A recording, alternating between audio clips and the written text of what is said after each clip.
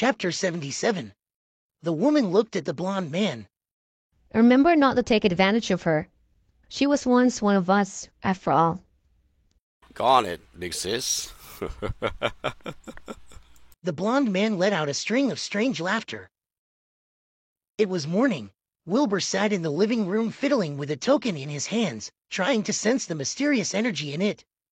Just then, Faye came downstairs. Good morning, boss. You don't have to call me that, you know. Wilbur said, shaking his head.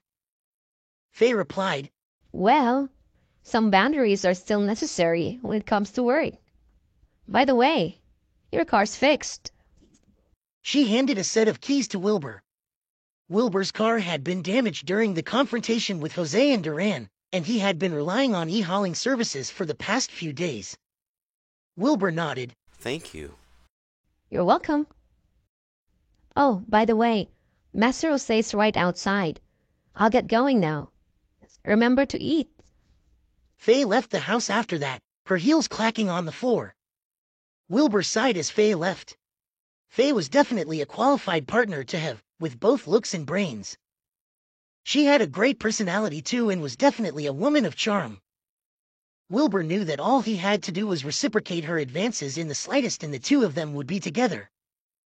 However, she was technically working for him, and dating her might be a little inappropriate. The thought of his old teammates overseas finding out that he was sleeping with one of his staff made his head hurt. They would laugh at him for sure. That was beside the point. With his cultivation improving with time, he would be able to live longer. What if she died before him? He would have to grieve her as a young-looking man. There was far too much else on his plate now, and all he could do was push his relationship issues to the side. Wilbur shook his head, then left the house for a cafe nearby. Henwood sold the best pastries, and their mushroom soup was thick and creamy.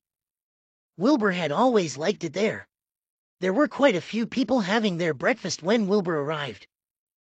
He sat down at an empty table, ordering 5 croissants and 2 mushroom soups, as well as 3 Danish pastries. The food came quickly enough. Wilbur could eat quite a lot. To be honest, the food that he had ordered was only enough to make him half full, but any more would make other people stare. There was no way out of it. Wilbur's cultivation resulted in him having an alarming appetite while also allowing him to go hungry for days. Just like that, Wilbur dug into his breakfast heartily. Just then, 2 men and a woman stumbled into the cafe reeking of alcohol. It was clear that they had been drinking all night and were now having breakfast. The 3 of them looked around, then sat down at Wilbur's table before ordering a great deal of food. They ate to their heart's content, then got up to leave right after. Wilbur saw that and asked, Have you forgotten to pay? He saw that these people seemed a little drunk and was just reminding them out of politeness. However, that resulted in one of them turning around to glare at Wilbur ferociously. Who the fuck do you think you are?